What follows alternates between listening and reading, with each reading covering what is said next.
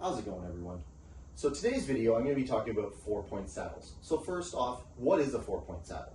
Well, a 4-point saddle is a type of bend that an electrician would use to clear an obstacle. So if you have to go over top of an obstacle or around an obstacle, but you want to stay on that same plane going through. So, I mean, I could clear this obstacle right now by coming around this way and going straight up, but if I need to stay on that same plane, it might just be easier for me to bend my saddle, come up over top of this obstacle, and then back down on the other side, and then continue along the ceiling or wherever I need to go.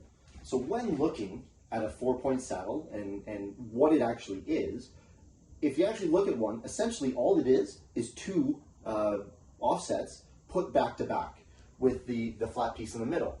So I'm going to show you how to measure those up, but essentially it's the exact same as measuring up a standard offset, which I just did in my previous video, and you can go back and refer to that if you need to.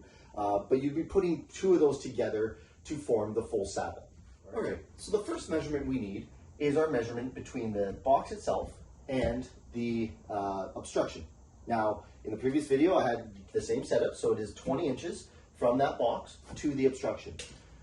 You can refer to that video for any how-tos on how to just bend up a regular offset. But essentially, I'm going to mark out my first set of bends the exact same way as I did an offset. I'm going to account for the offset. I'm going to account for the shrink and my multiplier. I am going to be using, again, a 30-degree bend in this, just because of the math. It's easy enough to do in your head. All right, so I'll come back, and once that is all marked out. So I have my two marks now here. This is basically the middle of the bend. So if I hold this actually up, you can kind of see that it would be in the middle of this conduit once the shrink takes place and I do all these bends properly.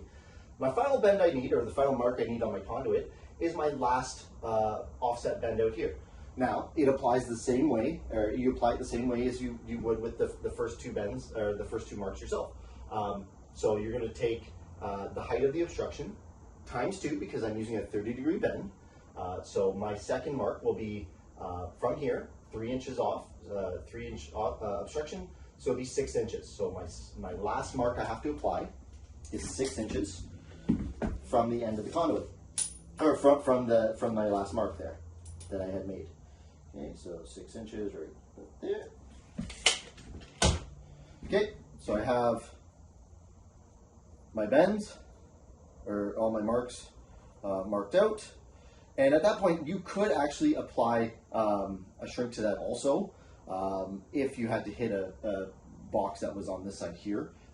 But I don't have to. I'm just going to be continuing along this conduit. Okay, so as you can see, I've added a couple extra lines to my conduit itself.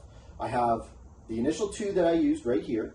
I have the middle of my 4-point saddle right in the middle here, and I've applied this last mark here. So what this last mark is the other half of the offset. Now, depending on what degree, again, you're going to be using, it's done the exact same way, just opposite. So you're traveling away now. Instead of bending back towards your initial spot, you're bending away from it. So what this mark here is the 3-inch rise, or the 3-inch obstruction, times 2, because I'm using a 30-degree bend. Those marks would be 6 inches apart. Once you get those marks made up on your conduit, what I want you to do,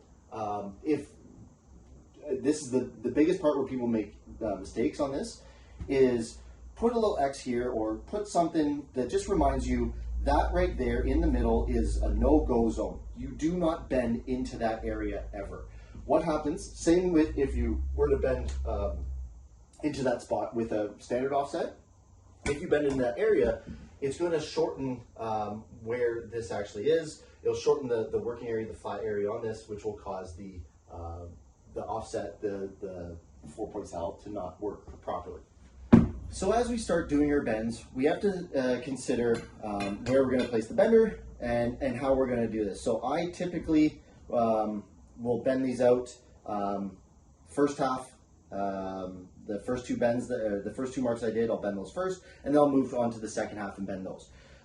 If you did put in a box offset first, be aware that, of the location of where that or how that is oriented, just so that it is bent the proper way. And then you just go ahead and bend just like you did with a standard offset to your degree that you have decided to use. In my case, it's 30-degree bend. So, one last thing before I start, make sure you are not bending into the center area there. So this is my center area, my no-go zone. I do not bend anywhere near there. This part of the bent part of the bender here does not aim towards the center. Okay, so we're going to line up our conduit, and we're going to bend right about there, and we're going to bend down to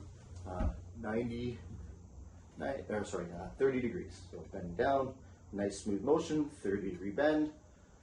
We're going to take our conduit, flip it around, exactly like you did with your regular offset. Line up your mark again. Make sure your conduit is nice and straight. You don't want any dog legs, so just hold it down like that. So looks fairly straight, and this does take practice over time. It's not something you can just develop easily overnight. That looks about right. And we're going to bend down to the 30-degree mark.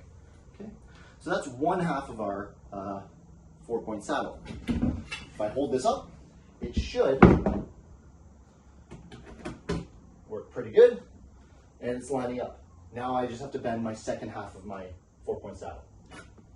So once we have our first offset bent, we're going to flip the conduit around, and we're going to basically do the opposite steps. Again, we're not bending into this area right here, which is your no-go zone. You do not bend into that area. So I line up the conduit, and this, you really want to make sure that it's nice and straight. Line up your conduit, put the mark that you had right on the actual mark on the bender, or where the bend is going to start.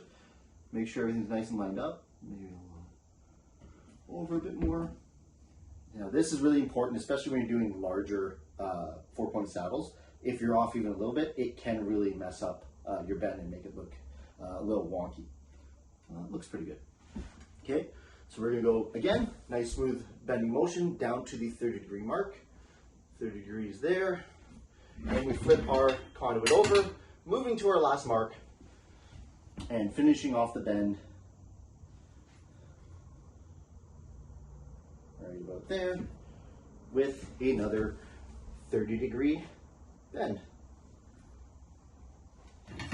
And that right there is your 4-point saddle. So now that your bends are done, it's a good time to test to make sure everything worked out right. If you have to make any adjustments, that would be fine too. You did make your marks here, so you do have the spots where you could take out a little bit of the bend or put it a little bit more if you actually needed to. Trying it out, fits in, and it's not too bad. Yeah, it's not too bad overall. Let me grab the camera and I can kind of show you. So, taking our up close. Basically, it's pretty flush against the back right there. Once you get a strap, it's nice and straight. It's flush on the wall up there, and it is flush on the wall up there. And then looking at it this way, I'll just leave it hang for a minute. You can see that it is nice and straight. There's no dog legs in that at all. And that would be a decent 4-point saddle. And that's how you do your 4-point saddles. Thank you.